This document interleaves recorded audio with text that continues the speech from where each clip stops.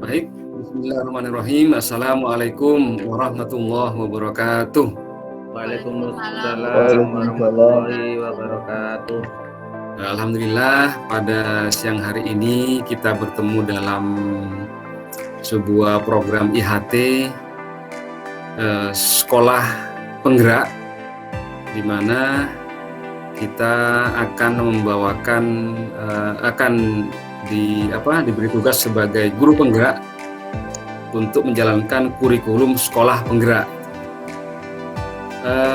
Alhamdulillah pada siang hari ini teman-teman saya lihat sehat semua, Pak Pur, Pak Fauzan, Bu Suhaida, semuanya sehat walaupun kita berada dalam kondisi yang cukup memprihatinkan sekarang. Kita tidak boleh kemana-mana, ada penyekatan di kota dan lain semacamnya.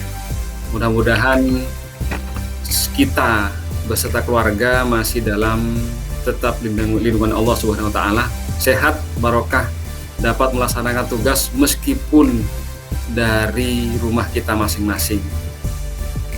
Untuk memulai kegiatan pada siang hari ini, saya mohon kepada Bapak Purwadi untuk memimpin doa bagi kita bersama, mudah-mudahan lancar dan barokah. Silakan Bapak Pur. Assalamualaikum warahmatullahi wabarakatuh. Mari kita awali kegiatan siang ini dengan doa. Saya bacakan. A'udzubillahi minasyaitonir rajim. Bismillahirrahmanirrahim. Muhammad wa ala alihi wa dzurriyyatihi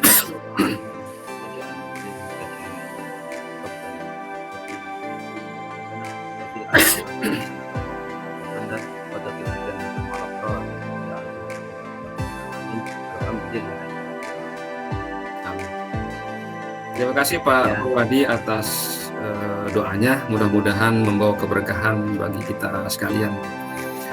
Teman-teman yang saya cintai, marilah kita memulai sesi pada kali ini. Saya akan membawakan materi tentang asesmen diagnostik, yang mana asesmen pada kurikulum penggerak ini merupakan hal yang penting dan merupakan satu kesatuan yang utuh dari sistem pembelajaran itu sendiri. Asesmen pembelajaran ini ada tiga. Yang penting asesmen diagnostik, kemudian ada asesmen formatif dan asesmen sumatif. Yang akan kita pelajari dan kita pahami pada siang hari ini adalah khusus mengenai asesmen diagnostik. Untuk itu saya akan membuka lembar presentasi. Bapak Ibu sekalian, asesmen diagnostik merupakan salah satu hal yang harus diterapkan pada kurikulum sekolah penggerak, yang mana asesmen tersebut merupakan satu kesatuan dan merupakan lingkaran sistem dalam sistem pembelajaran secara keseluruhan. Apa itu asesmen diagnostik? Kita buka halaman pertama. Asesmen diagnostik adalah asesmen yang dilakukan secara spesifik untuk mengidentifikasi kompetensi, kekuatan, kelemahan peserta didik, sehingga pembelajaran dapat dirancang sesuai dengan kompetensi dan kondisi peserta didik. Peserta didik yang perkembangan atau hasil belajarnya paling tertinggal, berdasarkan hasil asesmen diagnostik, diberikan pendampingan belajar secara afirmatif. Artinya, pembelajaran ini mengacu pada penyehatan atau pengkondisian jiwa agar anak-anak bisa menerima pembelajaran secara baik. Dan mengapa proses asesmen dilaksanakan? Inilah 4 hal penting yang paling mendasar mengapa proses asesmen diagnostik atau asesmen secara keseluruhan perlu dilaksanakan. Yang pertama adalah untuk mengetahui tingkat pencapaian pembelajaran selama dan setelah proses pembelajaran berlangsung. Yang kedua, memberikan umpan balik bagi peserta didik agar mengetahui kekuatan dan kelemahannya dalam proses pencapaian pembelajaran. Ini bagi peserta didik. Yang ketiga adalah memantau kemajuan dan mendiagnosis kesulitan belajar yang dialami peserta didik sehingga dapat dilakukan pengayaan dan remedial. Pendasan yang terakhir, yang keempat adalah adanya umpan balik bagi guru dalam memperbaiki metode, pendekatan, kegiatan, dan sumber belajar yang digunakan. Itulah keempat hal yang paling mendasar mengapa proses asesmen penting untuk dilaksanakan. Kemudian asesmen ini harus berpegang pada 5 prinsip yang perlu kita pegang, yang perlu kita laksanakan. Yang pertama, paduda proses pembelajaran, memfasilitasi pembelajaran, menyediakan informasi sebagai umpan balik untuk guru, peserta didik, dan orang tua. Prinsip yang kedua adalah asesmen perlu dirancang untuk dilakukan sesuai dengan tujuan.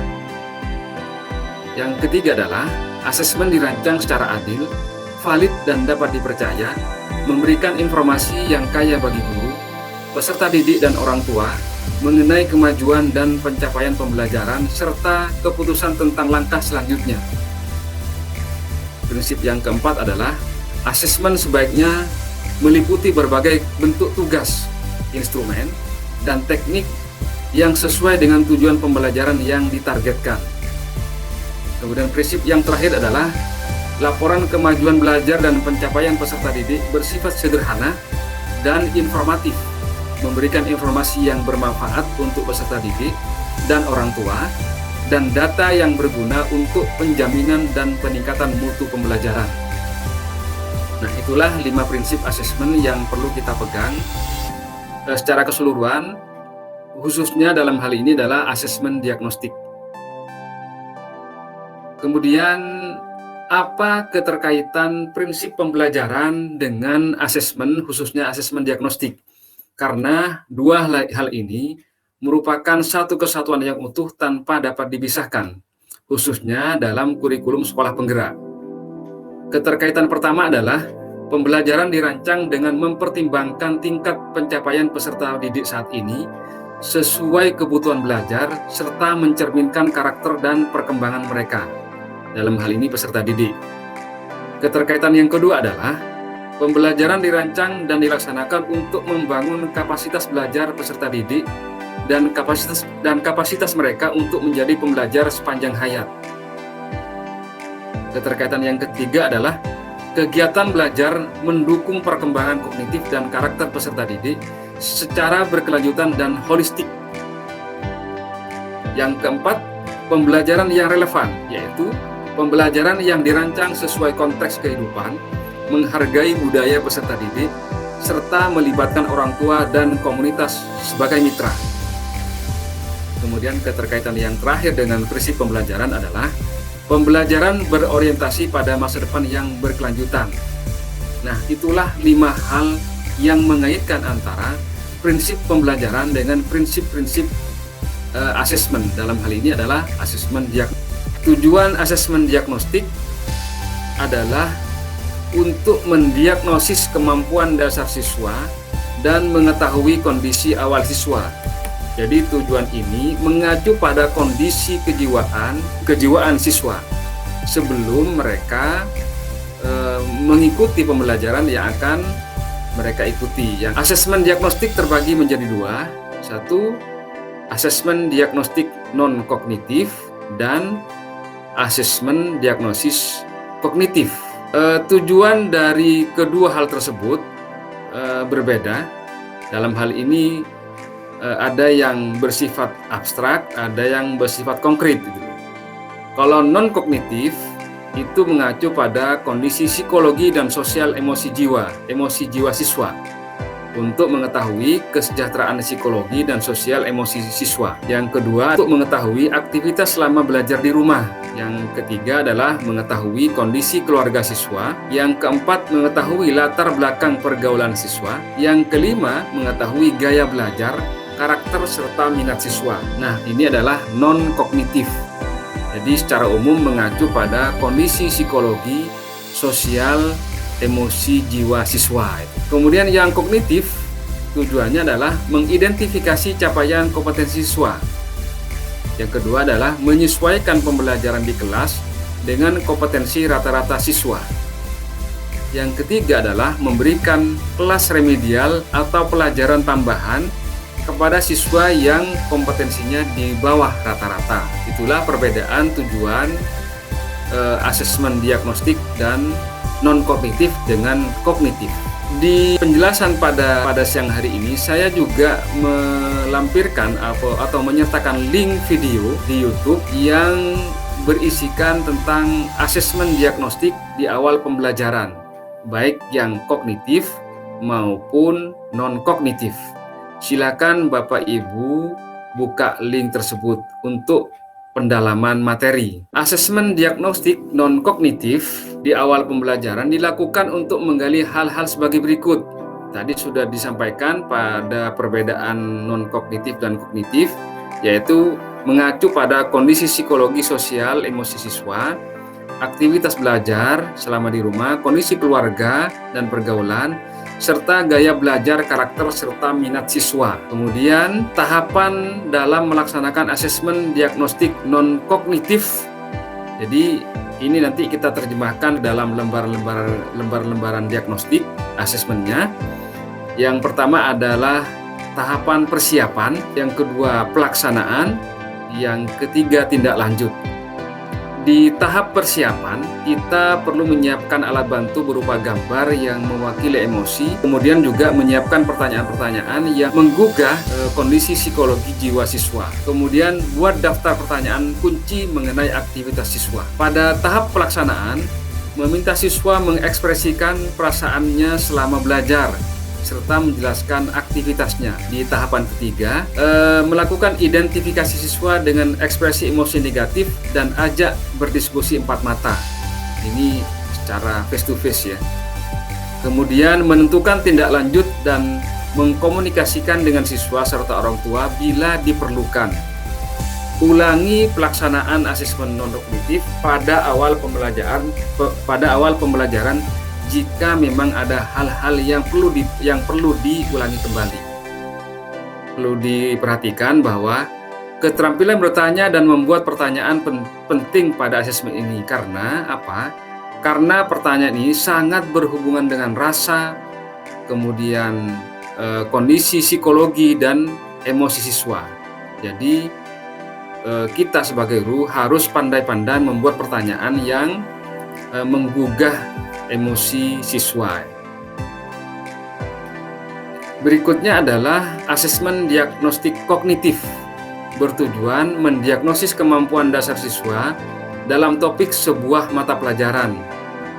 Tahap melaksanakan asesmen diagnostik kognitif yaitu adalah persiapan, kemudian pelaksanaan, yang ketiga adalah diagnosis dan tindak lanjut. Saya sampaikan skema tahap pelaksanaan dalam pelaksanaan asesmen, khususnya asesmen diagnostik. Yang pertama adalah penetapan CP dan alur belajar, kemudian berikutnya adalah asesmen untuk mengetahui posisi murid di awal dan akhir siswa pelajaran. Itulah lingkaran sistem pembelajaran kita dari sejak penetapan CP sampai menuju pada CP kembali, di mana asesmen termasuk asesmen diagnostik berperan sangat penting dalam sistem pembelajaran ini.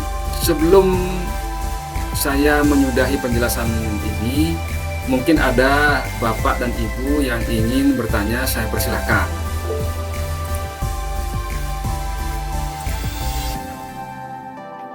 Ya, saya persilakan.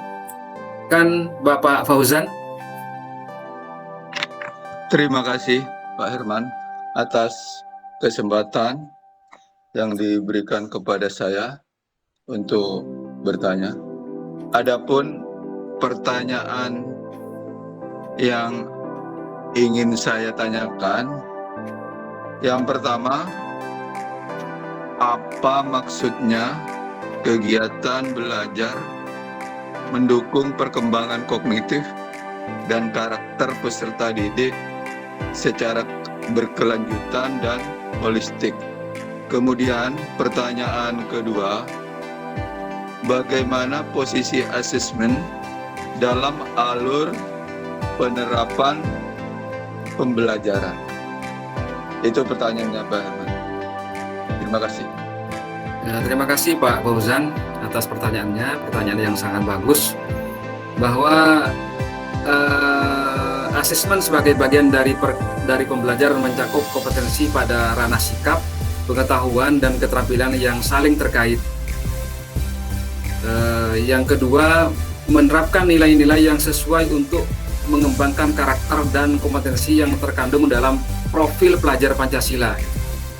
Jadi itu membangun karakternya ya, kognitif dan karakter peserta didik kita yang mengacu pada profil pelajar Pancasila.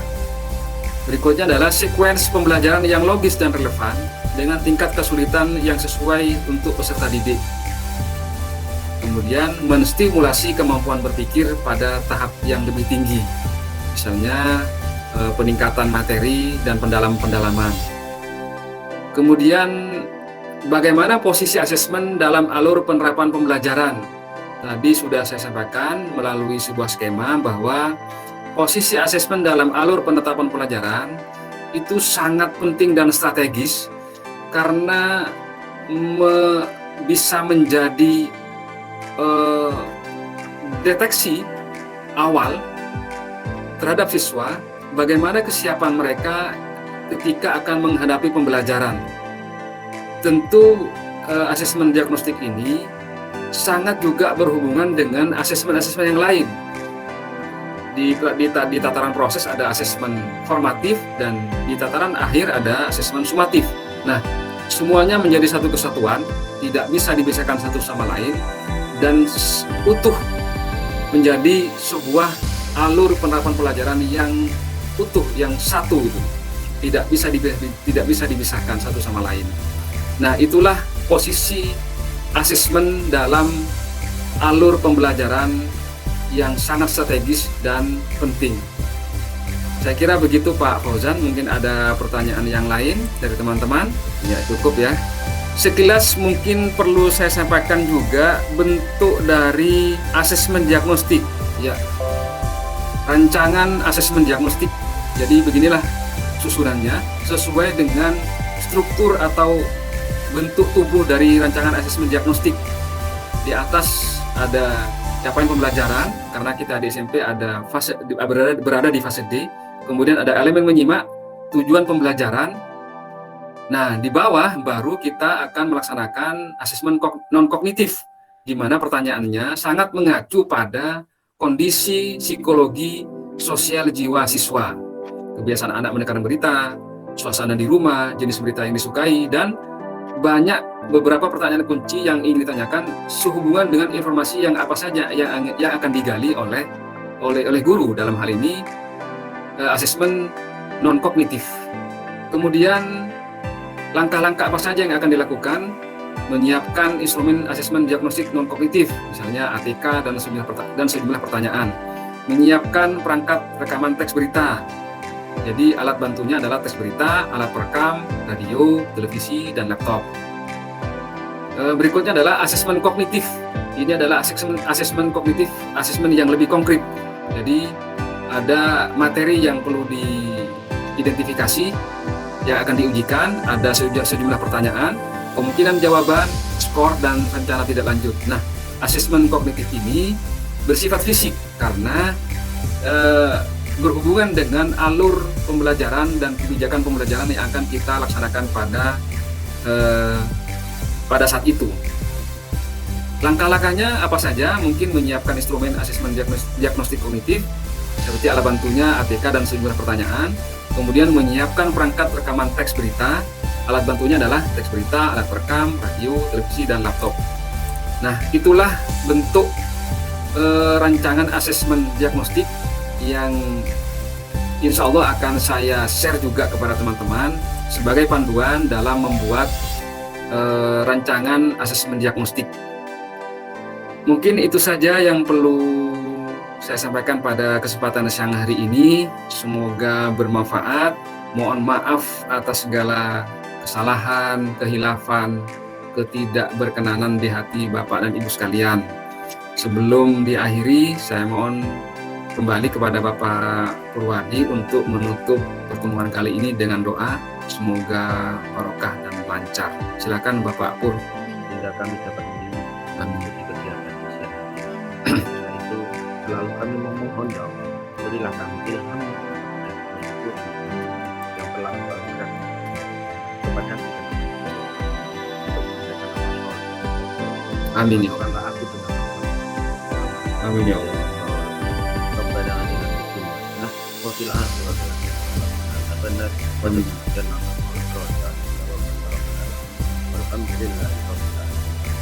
Amin. Terima kasih Pak Purwadi atas doanya. Mudah-mudahan akan membawa keberkahan kepada kita semua beserta keluarga.